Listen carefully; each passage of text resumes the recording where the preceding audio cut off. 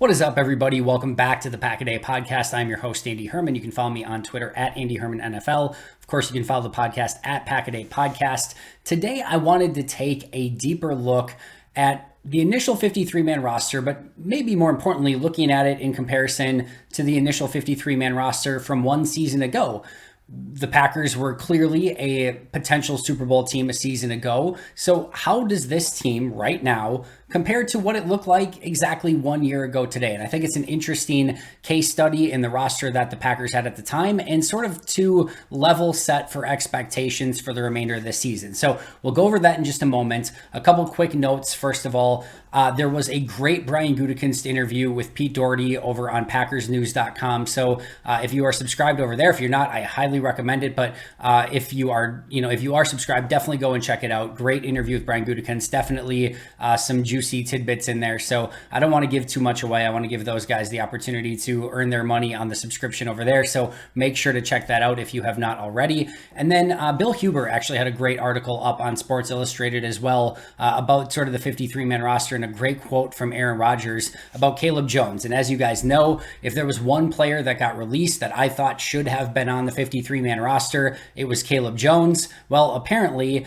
per the interviews in the locker room, Aaron Rodgers agreed with my assessment. This was his quote, which I thought was a pretty telling quote from Aaron Rodgers on Caleb Jones. Quote, "I thought Caleb had a great camp and deserved to be on the 53, Rodgers said. Lucky to get him back on the practice squad. Looks like he has a bright future in this league. You can't teach that kind of size, but take the 6'9", 340 out of the way that he worked from spring to fall camp and then throughout fall camp, he has what it takes to be a player in this league. I told him that a couple weeks ago." So a very strong endorsement for Caleb Jones from Aaron Rodgers. And like I said, I was A, surprised that Green Bay released him, and B, almost more surprised that nobody claimed him. And I know there's always this idea that everybody, that's a fan of the team thinks that their players are better and that all their guys are going to get claimed, and usually that's not the case. And I predicted, listen, I tweeted it out.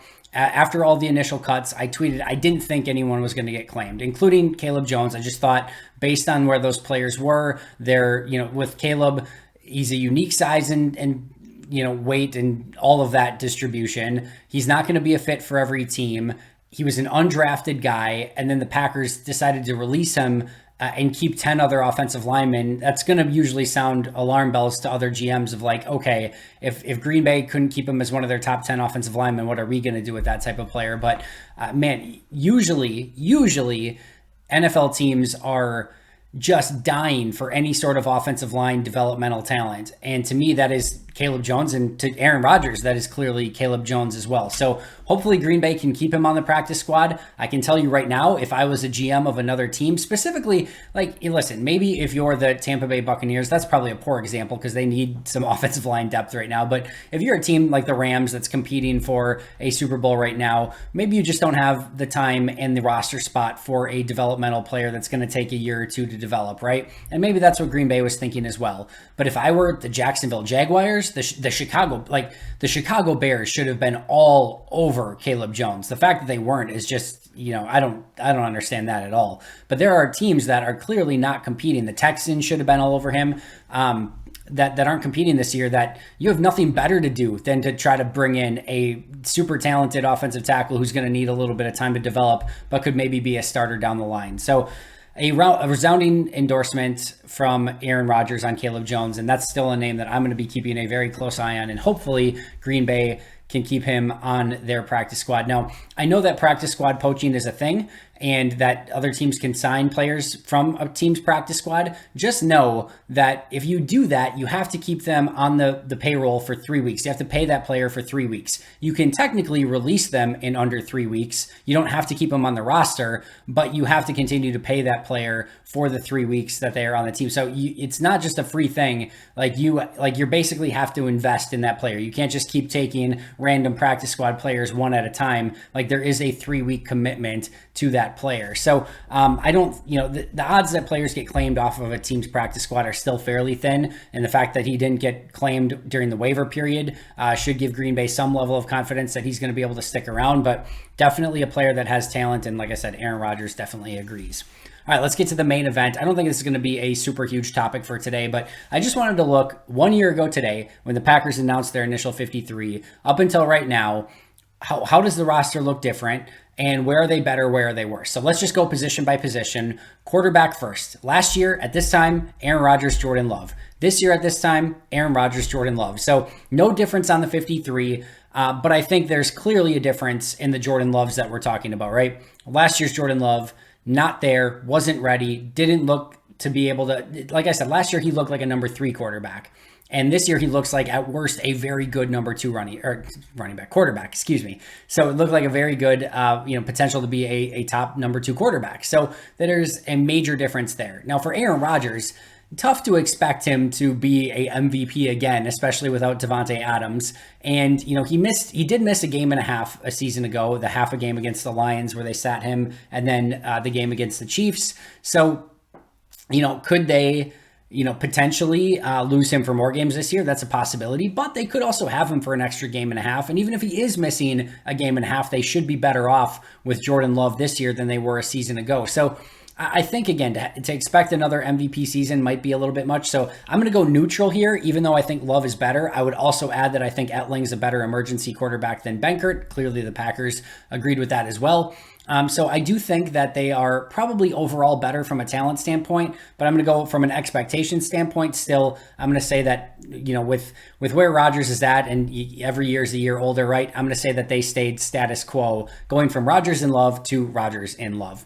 All right, running back, very similar. Last year, Aaron Jones, A.J. Dillon, Kylan Hill. This year, just Jones and Dillon, Kylan Hill on the PUP list. And then, of course, they've got Patrick Taylor and Tyler Goodson on the practice squad. I'm going to say neutral here. I expect Aaron Jones to be the same guy. I expect A.J. Dillon to be the same guy. And ultimately, Kylan Hill is going to come back and basically be Kylan Hill again. And, he was just a rookie last year, barely gotten any games. So I know right now you could argue that it's just worse simply because they only have 2 guys instead of 3. But they'll be just fine filling in those snaps with Kylan Hill, pulling up guys from the practice squad up until the time that he gets back, and then he'll resume his number 3. So I'm going to say neutral at quarterback, neutral at running back. Wide receiver, just a bit different here. So going back to last year at this time, Davante Adams, Allen Lazard, MVS, Randall Cobb, Amari Rodgers, and Malik Taylor. So 3 players no longer on the roster: Adams, MVS, and Malik Taylor. 3 players who return: Lazard, Cobb, and Amari Rodgers. The new players: Sammy Watkins, Romeo Doubs, Christian Watson, and Samori Toure. So they add 3 talented rookies. They add a veteran who's talented, but has sort of been on the decline / up and down over the course of the last few seasons. Rodgers has mentioned that since joint practices with the Saints, Watkins has really come on strong, but there's just no way to look at this other than a pretty steep decline, going from the best receiver in football, a deep threat in MVS, to Sammy Watkins and some developmental rookies who could or could not be really good. We just don't know yet. So definitely a decline, definitely got worse. How much worse will remain to be seen, and I am bullish overall on the depth of this wide receiver group. I do think they go 7 deep, whereas last year, really it was Davante, Lazard, MVS, and Cobb, right? Amari wasn't ready to play last year. Malik Taylor was just a special teams guy. So it was just 4 wide receivers. I think they have much more depth this year, but there's just no way to replace a Davante Adams in that group. So definitely a decline from a season ago. Tight end, I'm also going, you could make an argument for slight decline. Let's go over the players first. Last year at this time, Mercedes Lewis, Bobby Tunyon, Josiah DeGuara, Dominique Daphne. This year, Mercedes Lewis, Robert Tunyon, Josiah DeGuara, and Tyler Davis. So I would argue that, all right, Lewis is Lewis, Tunyon is Tunyon. I think DeGuara will actually take a step forward, and I actually think Tyler Davis can be better than what Dominique Daphne was a season ago. So on that surface level, you would say, okay, that should be an improvement. But Robert Tunyon coming off an ACL, whereas Robert Tunyon at this time last year was coming off his best season of his career and was one of the best players in all of training camp, if not the training camp MVP from a season ago. He looked ready to bust out in a major way. He didn't, and then he got hurt. But I still think Tunyon coming back from an ACL and coming off of a slightly disappointing season is just slightly, worse expectations than what we would have said from a season ago with Bobby Tunyon. Mercedes Lewis, a year older, probably the exact same player. Josiah DeGuara, a year older, probably a little bit better. And then Davis and Daphne isn't going to move the needle one way or the other. So I'm going to ultimately say neutral here. I could make an argument for slightly better. I could make an argument for slightly worse with Tunyon coming off the ACL, but I'm going to say neutral at tight end as well. Offensive line, a very difficult position to discuss. So Elton Jenkins, Billy Turner, Lucas Patrick, Josh Myers, Royce Newman, John Runyon Jr., Yosh Nijman, Dennis Kelly, and Jake Hansen a season ago. Now that seems like a very good group of players from a depth standpoint, but remember this. Josh Myers was a rookie. Royce Newman was a rookie. John Runyon Jr. was his sophomore year and had barely played as a rookie. Yosh Nijman had not yet basically played at all in his career. And Jake Hansen was a second-year player, and he had been cut the year before and on the practice squad the majority of the year, had not played any snaps at that time either. So it really felt like Jenkins, Turner, Patrick, and then Dennis Kelly with some rookies or inexperienced players mixed in. So it looks better now than I think it did at the time. And of course, the David Bakhtiari, when is he going to come back, was hanging over everything as well. This year, David Bakhtiari, Elton Jenkins, John Runyon Jr., Josh Myers, Royce Newman, Yosh Nijman, Zach Tom, Jake Hansen, Rasheed Walker, and Sean Ryan. So a bit different here. Now, Bakhtiari actually on the active roster, and while that cloud still hangs over 1265 right now, in Brian Gutekunst's interview, I will spoil one thing, he did say he is very optimistic that Bakhtiari will return very soon, and still used terms like when he comes back. Like it seems like a foregone conclusion that he will be back and ready to play sooner rather than later. So that is great news, and certainly seems like a better position to be in than where Bakhtiari was a season ago. Elton Jenkins, on the flip side, coming off the ACL injury, probably a bit of more of a question mark than he was a season ago, but he's looked great, and I still expect him to basically be Elton Jenkins. So that's still a major improvement, especially with where Bakhtiari is at right now from a season ago. John Runyon Jr., whereas last year he had barely played. At the same time, this year he played all of last season and was my highest graded offensive lineman through the course of the year, mostly because he actually played, basically the entirety of the season. Josh Myers in year 2 should be a big improvement over Josh Myers in year 1, and we've seen some of the flashes of that in preseason already. Royce Newman in year 2 should be an improvement. Yosh Nijman, after all the snaps that he got a season ago, should be an improvement. Zach Tom looks like a rookie that's ready to play. Jake Hansen looks much improved. And then you've got a couple developmental guys in Rasheed Walker and Sean Ryan. So I definitely think that this is a pretty significant improvement, especially if Bakhtiari and Jenkins are good to go and healthy sooner rather than later. So improvement there. So overall in offense, neutral quarterback, neutral running back, decrease at wide receiver, neutral tight end, increase along the offensive line. And I've said all along, I think the offensive line is everything this season. It will ultimately be what decides how good the Packers can be in 2022. I totally believe that. I think if Bakhtiari and Jenkins are healthy and John Runyon Jr. continues to improve, Josh Myers takes that big second-year jump. I don't even care who the fifth guy is. Fill in any of the other guys at that fifth spot. I don't care. If those first four things are true, this has the ability to be a very, very good offensive line, which helps the running game, which helps the play action game, which helps your deep passing, which helps the red zone, which helps everything. So I think this offensive line can almost single-handedly make up for the loss of David Bakhtiari, or the loss of Davante Adams. Sorry, I'm all over the place today. My apologies. Can single-handedly make up for the loss of Davante Adams. And I really do believe that, yes, losing Davante is brutal. But let's say like before with Davante Adams, if you had, 2 to 2.5 seconds to throw because your offensive line wasn't quite as good, are the other wide receivers with an extra second to throw and an extra second to separate maybe not that far off than, Adams with less time? So I don't know, something to think about. And I do believe that the offensive line being back intact, if they can be, and if they can return to form, really has the ability to make a major impact on this offense and maybe even overall make them a better offensive team. So we will see. And Jenkins and Bakhtiari will have a huge say in that and where they can be from a health standpoint. But overall, mostly neutral, wide receiver decrease, offensive line should be much better. Defensive line is a joke, I think, how much better they can potentially be this year. Going back to last year, Kenny Clark, Dean Lowry, Kingsley Keke, Tyler Lancaster, TJ Slayton, and Jack Heflin. Remembering that, Keke just wasn't that good. Slayton was not ready to play yet really as a rookie. And Heflin was, I think ultimately released a little bit later, but just more of a rotational guy at best. This year, Kenny Clark the same, Lowry the same. Jerron Reed over Kingsley Keke should be a major improvement. TJ Slayton over last year's version of TJ Slayton should be a major improvement. Devontae Wyatt over Tyler Lancaster should be an improvement. And then Jonathan Ford, Jack Heflin, basically in the same spots of developmental players. And I do think Jonathan Ford has a lot more developmental upside. So a much better defensive line. Edge is another position that's very, very tough to break down. Za'Darius Smith on the initial roster, Preston Smith, Rashawn Gary, Jonathan Garvin, and Chauncey Rivers. This year, Preston Smith, Rashawn Gary, Jonathan Garvin, Tipa Naliai, and Kingsley Enagbare. So let's start with the simple ones here. Garvin, to me, basically the same. I think maybe he's taken a small step. I think Gary will be slightly better. I think Preston will be the same. So now you have Za'Darius Smith and Chauncey Rivers versus Tipa Naliai and Kingsley Enagbare. So I will start by saying Rivers and Tipa, probably a wash with Tipa being slightly better. Doesn't really matter. So then it comes down, so you're neutral basically so far, and then that leaves you Za'Darius Smith versus Kingsley Enagbare.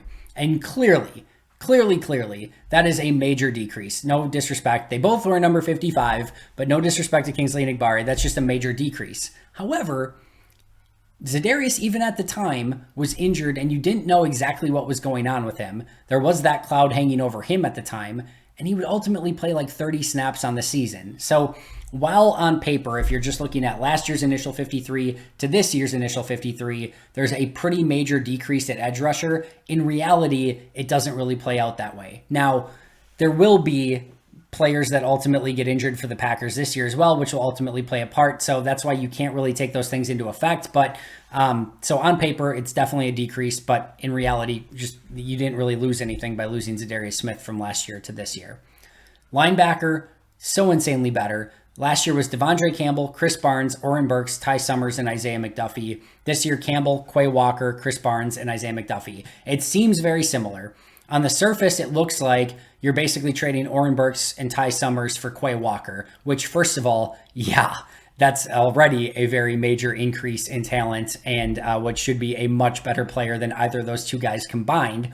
But Chris Barnes is at worst as good as he was a season ago, maybe slightly better. Isaiah McDuffie has taken a major jump. And at this point last year, you had no idea what Devondre Campbell was going to be. You had no idea if he was going to be a bust, if he was going to just be this another random journeyman inside linebacker for the Packers that was one and done and they'd have to find something else. He is now a all-pro, a first-team all-pro, and has been playing like it all training camp long. So the level of confidence in that position is through the roof from where it was a season ago. Corner, Jair Alexander, Kevin King, Eric Stokes, Shannon Sullivan, Shamar Jean-Charles, and Isaac Yiadom. This year, Jair Alexander, Eric Stokes, Rasul Douglas, Keyshawn Nixon, and Shamar Jean-Charles. Remembering that Douglas was not on the initial roster. They picked him up midway through the year a season ago. So that is a huge change. But Jair is to Jair. I think, obviously Jair would get eventually injured last year, but at the time you didn't know that. So that to me is a break even. I think they're going to both be phenomenal. Last year's Jair was phenomenal. This year's Jair will be phenomenal. It doesn't matter. But Eric Stokes from last year to this year, at this point last year, you had no idea what this rookie was going to be. This year, you feel so much more confident about what Eric Stokes is. And then going from Kevin King to Rasul Douglas, holy crap, that is a massive improvement. I actually think this might be a slightly, it's not a bold take, but it's a slight take. I actually think Keyshawn Nixon is going to be better than Shannon Sullivan.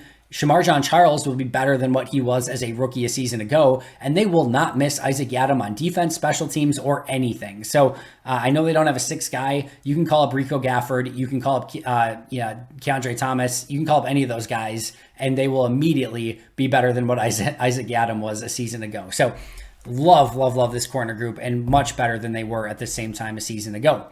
Safety, last year, Adrian Amos, Darnell Savage, Henry Black, and Vernon Scott. This year, Adrian Amos, Darnell Savage, Rudy Ford, Tariq Carpenter, and Dallin Levitt. So a couple things here. Amos is Amos, Savage is Savage. I expect those mostly to be the same in expectations. Tariq Carpenter is basically the new Vernon Scott, right? Big, tall, physical linebacker that you just have no idea what they're going to become. And then you go from Henry Black, who played actually a decent amount of snaps, to Rudy Ford and Dallin Levitt.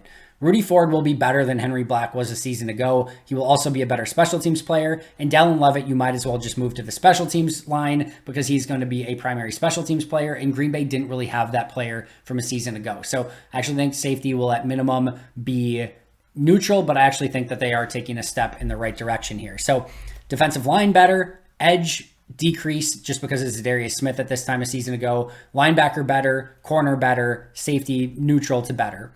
Special teams, at this time last year, they did not have a punter on the initial 53. They traded for Bojorquez a little bit later. So it was just Crosby and Hunter Bradley. Let's just include Bojorquez in this for the state of, whatever, just comparing.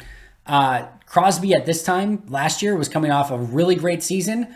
There was no injury issues, so you felt insanely confident in that. That wouldn't end up playing out that way, but that's how you felt.